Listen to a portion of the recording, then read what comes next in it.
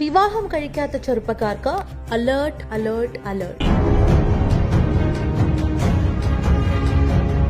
ഇത് കല്യാണ തട്ടിപ്പ് വീരനല്ല, കല്യാണ തട്ടിപ്പ് വീരത്തി. കല്യാണശേഷം 1 മാസത്തോളം കൂടെ ജീവിച്ച് പണവും സ്വർണമായി മുങ്ങുന്നത് തട്ടിപ്പ് രീതി. ഇരയായത് പോലീസുകാരും ഫൈനാൻസിയർമാരും അടക്കം 50-ലധികം വരന്മാർ. കല്യാണം കഴിഞ്ഞ് പണവുമായി മുങ്ങിയ യുവതി ഒടുവിൽ പിടിയിലായത് ഇങ്ങനെ. തിരുപ്പൂരിൽ നിന്നുമുള്ള യുവാവുമായുള്ള കല്യാണമാണ് യുവതിയുടെ കള്ളത്തരങ്ങളും വിവാഹ തട്ടിപ്പും പുറം ലോകത്തിനു മുൻപിൽ എത്തിച്ചത്. 34 വയസ്സുകാരനായ മഹേഷ് അരവിന്ദ് എന്ന യുവാവുമായി ഓൺലൈൻ വഴി സൗഹൃദം സൃഷ്ടിച്ച യുവതി താൻ 30 വയസ്സുകാരിയാണെന്നും സന്ധ്യ എന്നാണ് തന്റെ പേരെന്നും യുവാവിനെ പറഞ്ഞ് വിശ്വസിപ്പിക്കുകയായിരുന്നു. തുടർന്ന് സൗഹൃദം പ്രണയമാവുകയും ഇരുവരും പഴനിയിലുള്ള ഒരു അമ്പലത്തിൽ വെച്ച് കല്യാണം കഴിച്ച് ഒന്നിച്ച് ജീവിച്ചു വരികയുമായിരുന്നു. കല്യാണത്തെ ആദ്യം എതിർത്ത യുവാവിന്റെ കുടുംബം ഒടുവിൽ യുവതിയുമായുള്ള കല്യാണം അംഗീകരിച്ചു. തുടർന്ന് ഇവർ പുതുപ്പെണ്ണിന് ആവശ്യമായ ആഭരണങ്ങളും വസ്ത്രങ്ങളും നൽകി യുവതിയെ കുടുംബത്തിലേക്ക് സ്വീകരിച്ചു. എന്നാൽ കല്യാണം കഴിഞ്ഞ 3 മാസങ്ങൾക്ക് ശേഷമാണ് അപ്രതീക്ഷിത ട്വിസ്റ്റ് സംഭവിച്ചത്. യുവതിയുടെ ആധാർ കാർഡ് പുതിയ ഭർത്താവായ മഹേഷ് അരവിന്ദ് കാണുകയും ഇതിൽ യുവതിയുടെ പ്രായം 30 അല്ലെന്നും ഭർത്താവിന്റെ പേരിൽ വ്യത്യാസമുള്ളതായും കണ്ടെത്തി. ഇത് ചോദ്യം ചെയ്തതോടെ പ്രതിയായ യുവതി യുവാവിനെയും കുടുംബത്തെയും ഭീഷണിപ്പെടുത്തുകയായിരുന്നു.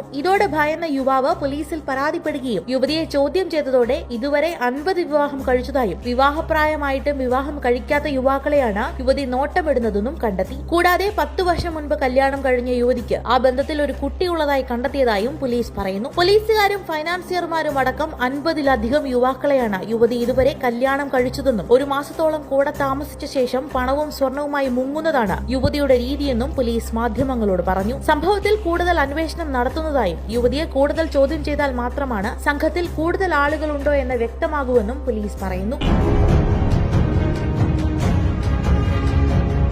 ഈ സംഭവത്തെക്കുറിച്ച് നിങ്ങളുടെ അഭിപ്രായം എന്താണെന്ന് ഈ വീഡിയോയ്ക്ക് താഴെ കമന്റ് ചെയ്യൂ. For more videos and news stay tuned to Behindwoods ice.